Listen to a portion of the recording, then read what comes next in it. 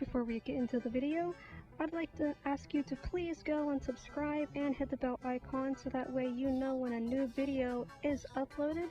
If you'd like to support my channel, please go and see my merchandise store that has all kinds of new stuff being put on there daily. I also have an Instagram as well as a few other social media sites if you'd like to check out to see what else I am doing. And let's get into the video.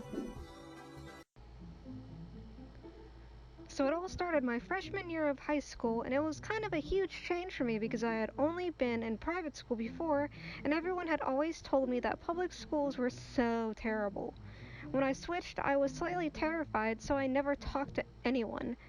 It was to the point where I would go to my lunch, go and sit in the bathroom, and call my best friend just so I could finally talk to someone. These two girls, SS and HK, that always sat on their own table during lunch, always noticed that I would take off after receiving my lunch and not be in the cafeteria or courtyard. They asked where I would go, and of course I didn't want to tell them where I was, so I would lie and tell them I went to the library during lunch. I guess they felt bad that I had no friends or anyone to sit with, because they asked if I wanted to sit with them, and finally getting tired of eating in the restroom, I said yes. And I also was in hopes of finally getting friends. We slowly became friends that year because we also had a lot of classes together, but never to the point where we would hang out outside of school, thank God. Anyway, I never said much, but they knew little things about me, like me liking sports and drawing. And for me, that's all I felt they really needed to know.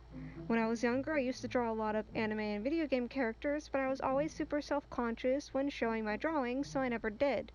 When SS decided to snatch my sketchbook out of my backpack one day and flip through it, she kept saying how good it was, and I had no idea how I liked anime. This really pissed me off, and I grabbed my sketchbook and pushed her away and told her to never touch my stuff again. This kind of stuff got me in trouble with my teacher.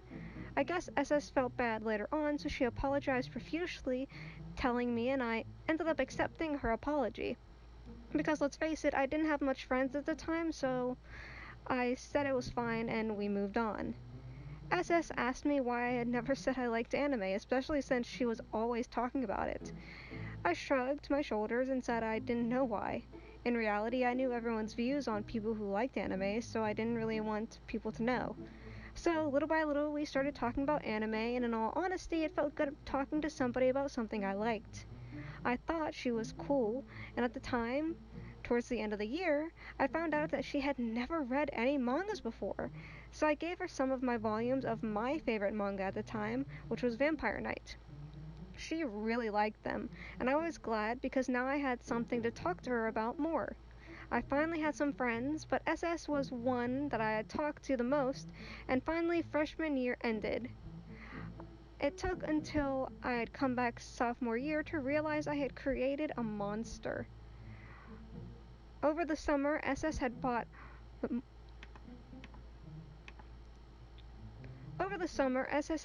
more vacay mangas and had started to buy more books dealing with vampires like Dracula, Interview with a Vampire, Twilight, Vampire Diaries, Chibi Vampire, Rosario Vampire, and it was strange. She started dressing in lacy clothes, bought red contact lenses, vampire fangs, but this isn't even what made me start backing off from her. She started saying really weird things like, "God, I'm craving blood right now," and would say how delicious it was while adopting the classic weeaboo language of talking in very broken Japanese and starting calling me En-chan. It was like she couldn't decide if she wanted to be a dang vampire, vampaboo, is that a thing? Or a weeaboo, so she decided to be both. Quite frankly, it was weird and starting to be annoying. It got to the point where one day she tried to steal a pint of blood donated from the Red Cross, which was accepting blood donations from students of the age to donate at the time. She got in serious trouble and I think was suspended for like 3 days. When she came back, she said it was worth it because she got a taste. I decided to bail out and completely ditch our friendship, and she would constantly try to follow me around the halls or talk to me during class until one day I finally told her to leave me alone. I felt bad because she was my friend and was there for me freshman year, but the blood thing freaked me out and I wanted nothing to do with that, and I was also starting to get serious bad vibes from her. Although, of course, we had friends in common, so I would see her and whatnot, but I never put effort into communicating with her. I would just be polite in front of her and friends, but outside of that, I didn't talk to her. One day I was talking to HK, one of our friends we had in common, in the courtyard during lunch break, and from behind me I hear, "En-chan." I rolled my eyes, and as I was about to face SS, I could feel her hands on my shoulders and her head get close to my neck. Before I had time to react, I felt a bite on my neck and it was hard, and I didn't help that she had those stupid fake fangs on her canines. Mind you, I don't have the greatest temper at times, especially when I feel threatened. All I remember us doing was ramming my freaking elbows into her stomach to get her off me, then turning around and grabbing her by her collar of her shirt and those stupid chokers she liked to wear so much while slamming her against the wall and yelling some very unintelligible words and threatening her if she ever touched me or talked to me again. I would make sure she would never open that disgusting mouth of hers ever again. It helped that I was actually 6 feet tall and hovered over her like a tower because it intimidated her to the point of crying, and I just let her go and walked off. I hadn't even realized everyone was staring at me, and luckily no teachers were around, so I didn't get in trouble. From that day on, I adopted the nickname Beast, and although it kinda annoyed me, it was a hell of a lot better than Enchan.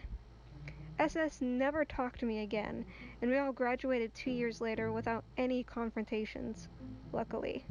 I recently saw SS at the mall and realized that she still dressed the same, talked the same, but was now pregnant. I cringed and hoped that she would mature before she ever had the child, or at least didn't act the same way in front of the child.